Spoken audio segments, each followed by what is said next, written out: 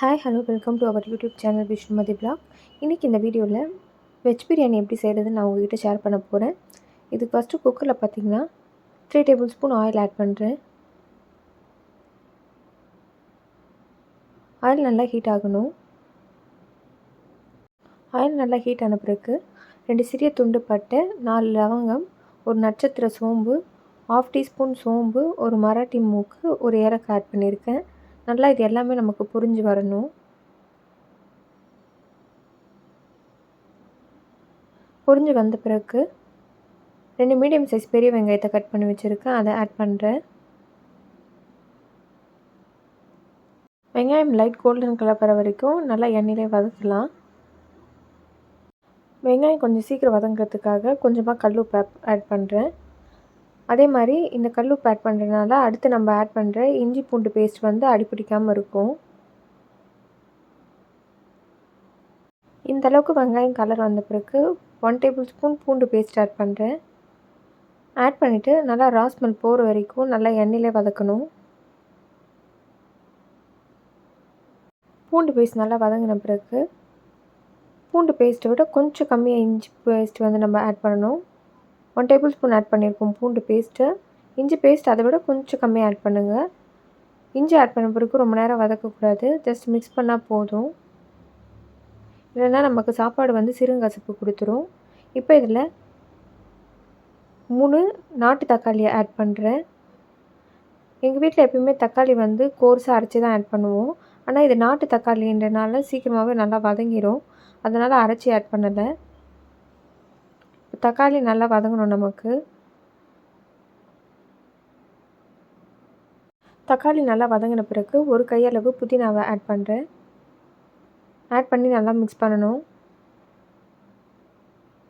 எப்பயுமே எண்ணெயில் இந்த மாதிரி புதினா ஆட் பண்ணால் தான் ஃப்ளேவர் நல்லா இறங்கும் நமக்கு.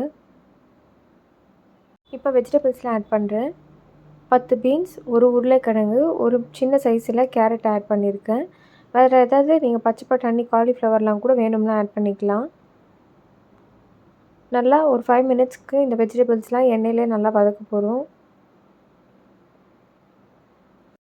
1/2 டீஸ்பூன் மஞ்சள் தூள் ஆட் பண்ணுறேன்.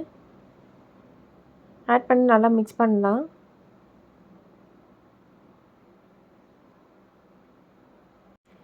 இப்போ 5 மினிட்ஸ் கழிச்சு ஸ்பைசினஸ்க்கு தேவையான அளவு சக்தி மிளகாய் தூள் ஆட் பண்ணுறேன். தனி மிளகாய் தூள் உங்களுக்கு எவ்வளோ காரம் வேணுமோ அதுக்கேற்ற மாதிரி நீங்கள் ஆட் பண்ணிக்கோங்க. நான் 1.5 டீஸ்பூன் ஆட் பண்ணியிருக்கேன். இப்போ நல்லா மிக்ஸ் பண்ணிடலாம்.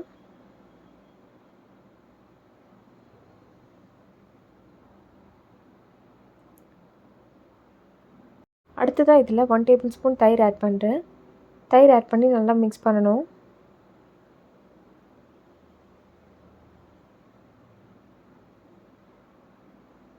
தேவையான அளவு கல்லுப்பு ஆட் பண்ணிடுறேன்.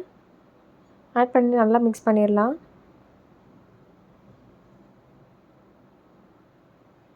ரெண்டு கிளாஸ் அரிசியை ஊற வச்சுருக்கேன். 1 கிளாஸ் அரிசிக்கு 2 கிளாஸ் தண்ணி ஆட் பண்ணணும்.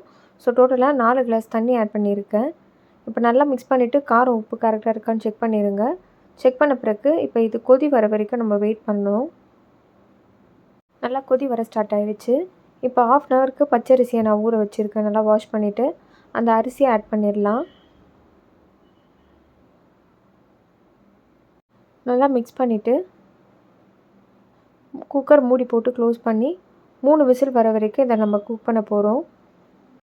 3 விசில் வந்துருச்சு. இப்போ ஓப்பன் பண்ணி பார்க்கும்போது பாருங்கள், நல்லா ரைஸ் எல்லாம் குக் ஆகி நமக்கு எப்படி வந்திருக்கு.